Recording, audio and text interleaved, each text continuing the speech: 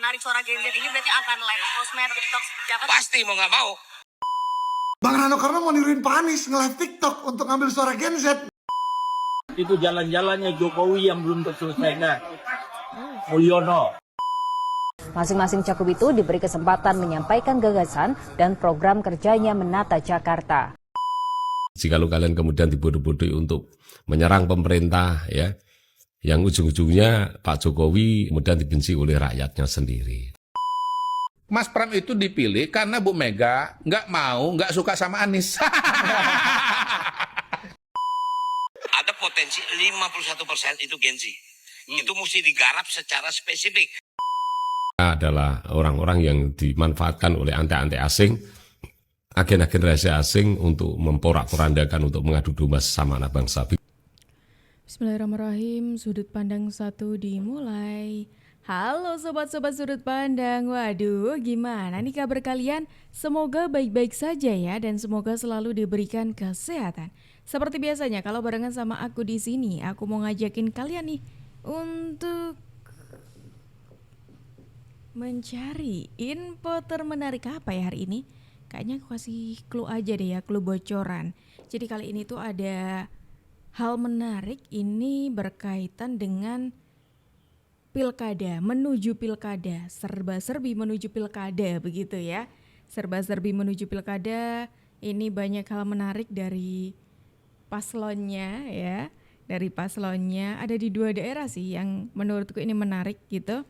Dan cocok banget kalau kita kali ini membahas bareng-bareng hal ini gitu. Yuk langsung aja kita tonton videonya berikut ini.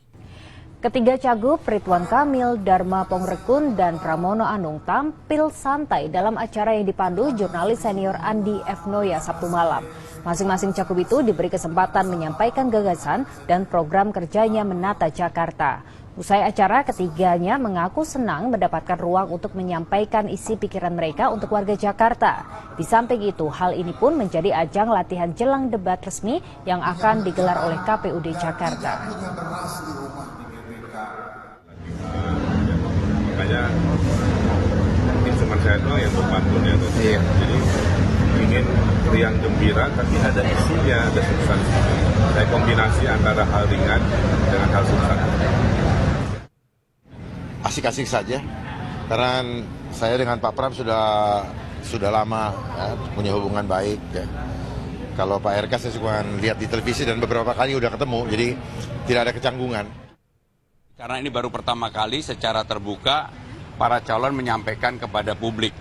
Dan saya merasa happy, merasa bahagia karena apa yang menjadi pikiran saya mudah-mudahan bisa diterima dengan gampang dan mudah bagi para warga Jakarta. Calon dari pilkada, calon pilgub dari Jakarta ya. Jadi ada kemarin tuh sempat debat calon gitu dari ketiga paslon. Ketiga calon gubernur, ada Pak Pramono Anung, ada Pak RK dan juga ada Pak Darmakun gitu ya. Ketiga-tiganya itu mengutarakan gagasan yang nantinya akan dibawa untuk Jakarta, semisalkan mereka itu nanti terpilih menjadi gubernur Jakarta. Ini bukan debat resmi yang digelar oleh KPU. Ya bisa dikatakan latihan dulu lah ya, kayak gitu. Nah kali ini ada yang menarik nih soal pilkada DKI Jakarta. Kenapa aku bilang kayak gitu? Karena seperti yang kita tahu lah ya, dari ada 3 paslon di Jakarta nanti. Yang satu independen ya kan, yang satu ini dari PDI Perjuangan itu Pak Pramono Anung.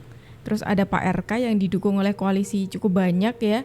Nah, soal Pak Pramono ini dulu itu awalnya sempat jadi hal yang dibicarakan oleh banyak orang gitu. Karena dari PDIP itu awalnya orang-orang menduga kalau PDIP itu bakal mengusung Pak Anies gitu loh ya.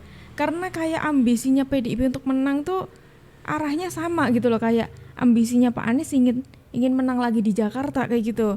Apalagi elektabilitasnya Pak Anies itu kan tinggi ya di Jakarta. Kayak oh ini cocok nih kayaknya gitu. Tapi yang maju itu dari kadernya sendiri Pak Pramono. Padahal ada kader PDIP sendiri juga yang cukup banyak ini yang cukup banyak elektabilitasnya tepat di bawahnya Pak Anies itu ada Pak Ahok. Tapi entah kenapa nih PDIP jauh lebih mempercayakan ini itu ke Pak Pramono daripada Pak Ahok kayak gitu loh. Ternyata ada penjelasannya nih. Mas Pram itu dipilih karena Bu Mega nggak suka sama Anies. Bukan karena dia mau rekonsiliasi sama Pak Prabowo, bukan. Tapi kenapa harus Pram? Hah? Kalau nggak suka sama Anies, kenapa nggak Ahok? Kenapa harus Pram? Karena Pak Ahok kan komplikasi politiknya kan besar.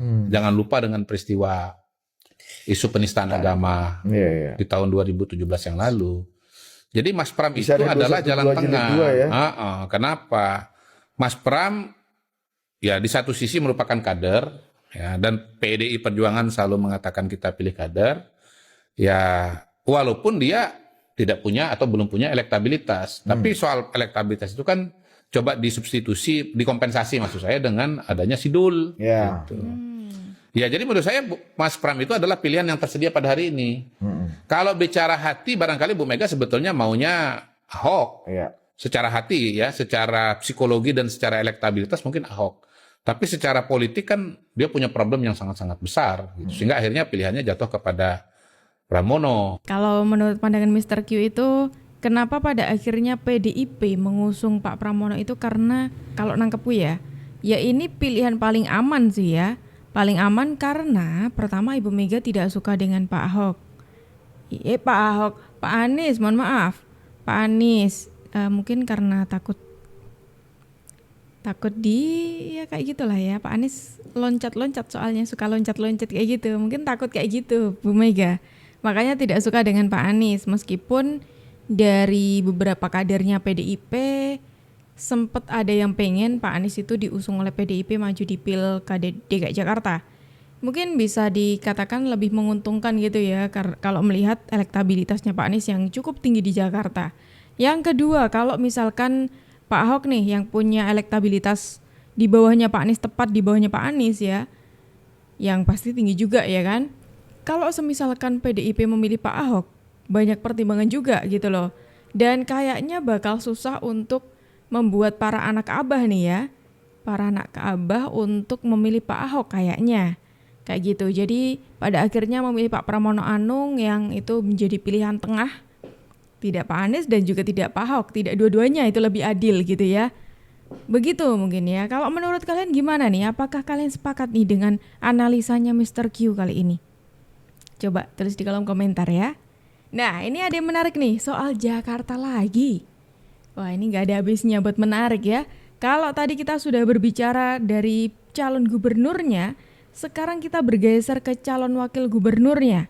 Yang kayaknya ini mau membuat gebrakan yang mengejutkan gitu. Kira-kira apa tuh? Ya langsung aja kita tonton videonya berikut ini. Bang Rano Karno mau niruin Pak Anies nge-live TikTok untuk ngambil suara Gen Z. Gak ngaruh lah Bang. Ada potensi 51% itu Gen Z. Itu mesti digarap secara spesifik. Kalau Anda bertanya spesifik. Kami ini kan apa sih, gue nih apa generasi apa? Bom ya? Udah tua.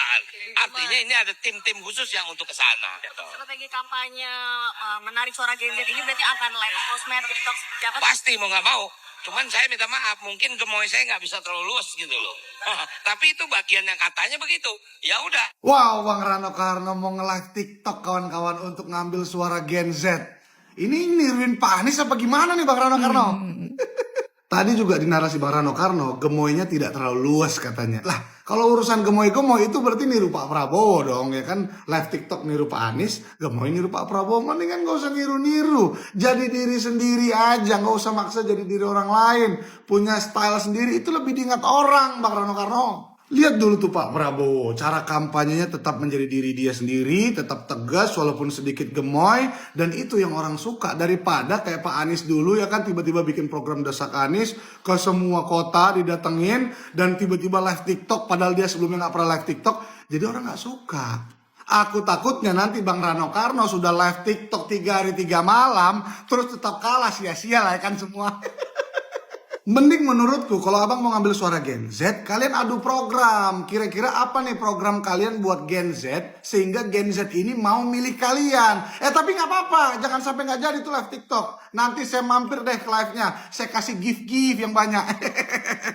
Oke, jadi gebrakannya dari calon wakil gubernurnya DKI Jakarta, salah satu paslonnya ya, salah satu kandidatnya itu ada Pak Rano Karno ya.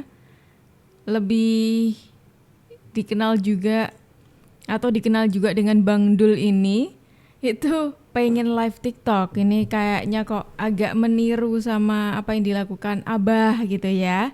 Abah kan suka banget nih live TikTok gitu ya, menjawab pertanyaan-pertanyaan dari Gen Z gitu. Dan katanya sih karena Gen Z ini cukup banyak gitu, ada peluang nih untuk bisa mengambil suaranya Gen Z melalui live TikTok tadi, supaya untuk mendengarkan suara-suara dari Gen Z katanya. Nah ini sekarang gimana nih para anak Abah? Kira-kira kalau live nanti mampir nggak kira-kira ke akunnya Bang Rano Karno ini, Bang Dul ini kira-kira? Itu yang disebut tadi di perbatasan itu jalan nasional. Itu jalan-jalannya Jokowi yang belum terselesaikan. Mulyono. Sebentar. GG juga nih Pak Edi Rahmayadi nyebut Mulyono, frasa yang jadi simbol kritik terhadap Presiden Jokowi dan terahnya. Tapi frasa itu kayaknya dipakai Pak Edi cuma buat kepentingan politiknya aja deh, terutama saat berkonfrontasi dengan Mas Bobi Nasution dan berharap dapat simpati pemilih sumut. Kalau gitu Pak Edi mirip kayak Uchiha Sasuke di Akatsuki nih, yang seolah memperjuangkan atau selaras dengan nilai tertentu rakyat, tapi ternyata bergerak untuk kepentingannya sendiri. Wih, emang sih Pak Edi sama Mas Bobi kerap terlibat intrik saat keduanya masih menjabat sebagai Gubernur Sumatera Utara dan Wali Kota Medan. Belum lagi pas Pak Edi bilang gak gentar soal lawan mantu presiden, mantu malaikat pun dilawan katanya. Gimana menurut kalian soal intrik panas Pilgub Sumatera Utara ini? Jadi ini kita bergeser dari Jakarta ke Sumatera Utara. Ini ada yang menarik soal Pak Edi Rahmayadi. Soal Pak Edi ini dari awal sudah buat kontroversi ya, ketika beliau ini memutuskan untuk maju lagi menjadi Gubernur Sumatera Utara. Bahkan dari awal sewaktu beliau itu belum mendapatkan dukungan dari partai politik ya, itu dengan lantang mengatakan tidak takut melawan siapapun, bahkan anak malaikat atau anak apa gitu, itu akan dia lawan gitu loh, kata Pak Edi gitu. Dan sedangkan di sisi lainnya yang sudah mendapatkan dukungan partai politik itu ada Mas Bobi yang mengatakan masalah pencalonan ini mengatakan masalah Pilgub ini beradu pikiran gitu ya. Kalau misalkan semakin banyak orang yang ikut ya nggak apa-apa kayak gitu loh. Mas Bobi mengatakan hal itu, kayak ya udah gitu loh, nggak kok menutup jalan untuk Pak Edi misalkan pengen maju di Pilgub Sumatera Utara kayak gitu. Tapi memang waktu Pak Edi mengatakan hal itu, kebetulan banget belum ada partai politik yang mengusung beliau kayak gitu.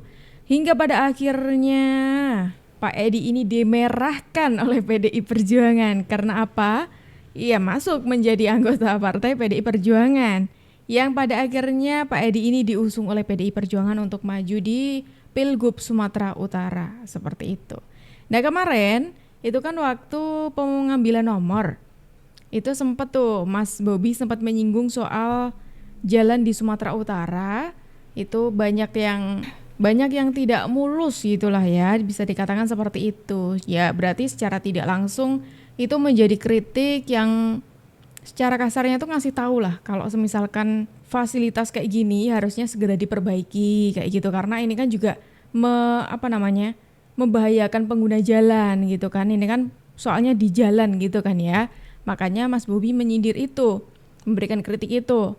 Nah langsunglah dijawab oleh Pak Edi. Jadi adu pendapat. Nah Pak Edi ini mengatakan itu sebenarnya bukan tugasnya Pak Edi, karena itu jalan punya bagiannya pemerintah pusat lah gitu, yang harusnya memperbaiki itu Pak Jokowi, yang pada saat itu disebut oleh Mulyono oleh Pak Edi. Ini cukup menarik gitu ya, dimana Pak Edi ini ikut-ikutan nih membawa nama Mulyono di balik kritikan Mas Bobi soal jalan ini. Ya ini ceritanya apa nih? Cuci tangan gitu ya ceritanya. Apa yang saya narasikan setiap malam ya, yaitu mengedukasi masyarakat agar tahu politik dan tidak mudah dimanfaatkan oleh kelompok-kelompok tertentu untuk kekuasaan ya. Apalagi jika kalian kemudian dibodoh-bodohi untuk menyerang pemerintah ya, yang ujung-ujungnya Pak Jokowi kemudian dibenci oleh rakyatnya sendiri. Tetapi saya yakin bahwa kalian adalah orang-orang yang cinta tanah air, orang-orang yang kepingin negara kita ini damai-damai saja ya. Jangan ikuti orang-orang provokator yang terus 24 jam selalu membenci Presiden Jokowi, membenci Mas Gibran dan juga Pak Prabowo. Bahkan mereka mengajak golput, mengajak merusak kertas suara, dan mereka memaki-maki presiden, memaki-maki pejabat-pejabat Indonesia. Itu adalah bagian orang-orang yang sebenarnya mereka itu satu, barisan sakit hati yang karena memang kontestasi Pilpres kemarin dia kalah, dan kedua adalah mereka adalah orang-orang yang dimanfaatkan oleh ante-ante asing, agen-agen rahasia asing untuk memporak-porandakan untuk mengadu domba sesama anak bangsa. Oh, ini yang soal pilkada juga nih, menuju pilkada. Jadi kalau kita tadi sempat menyinggung anak abah nih ya, karena ini ceritanya di Jakarta lagi memperebutkan suara anak abah gitu ya, karena ya elektabilitasnya tertinggi tuh Pak Anies, pastinya anak abah banyak ya kan.